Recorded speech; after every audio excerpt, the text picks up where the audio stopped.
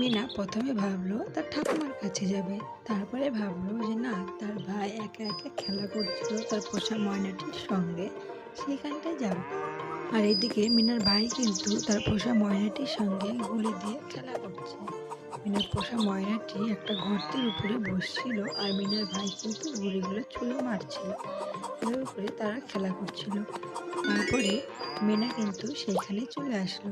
মিনা এসে মিনার ভাইকে বলল, মার শরীরটা খুব খারাপ লাগছে, তুমি যাও ডাক্তার দিদাকে ডেকে নিয়ে আসো। তারপরে মিনার ভাই কিন্তু দৌড়াতে দৌড়াতে ডাক্তার দিদার বাড়ির দিকে যাচ্ছিল।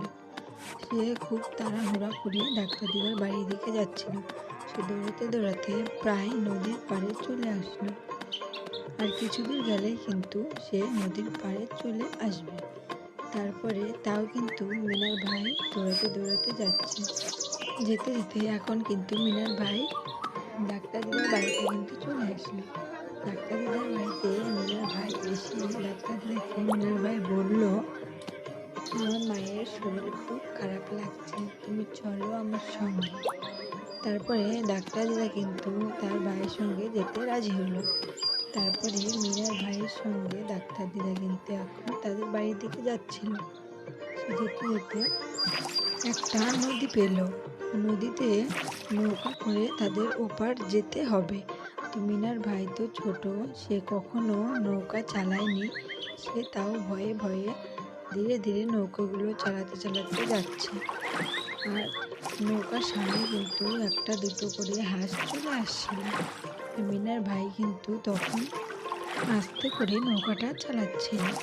তো চালাতে চালাতে এখন কিন্তু প্রায় নদীর মাঝখানে ওরা চলে আসে। আর কিছু দূর গেলেই কিন্তু তারা এপারে চলে আসে। আর এখন তারা কিন্তু নদীর মাঝখানে আছে। আর মিনার ভাই কিন্তু খুব আস্তে আস্তে নৌকাটা চালাচ্ছে। চালাতে চালাতে এখন প্রায় নদীর এপারে তারা চলে আসে। এখন সে নৌকাটা এখন তারা কিন্তু থামিয়ে দেবে।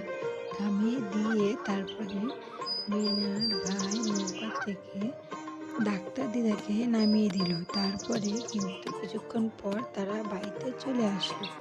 বাড়িতে এসে ডাক্তার দিদা মিনার মাকে দেখে বলল, তার কিন্তু এখন হাসপাতালে নিয়ে যেতে হবে। তার জন্য ডাক্তার দিদার সঙ্গে সঙ্গে অ্যাম্বুলেন্সকে ফোন করে দিল। ফোন করে দেওয়ার কিছুক্ষণ পর কিন্তু অ্যাম্বুলেন্স চলে আসবে। আর তার কিছুক্ষণ পরে কিন্তু অ্যাম্বুলেন্সটা চলে আসবে।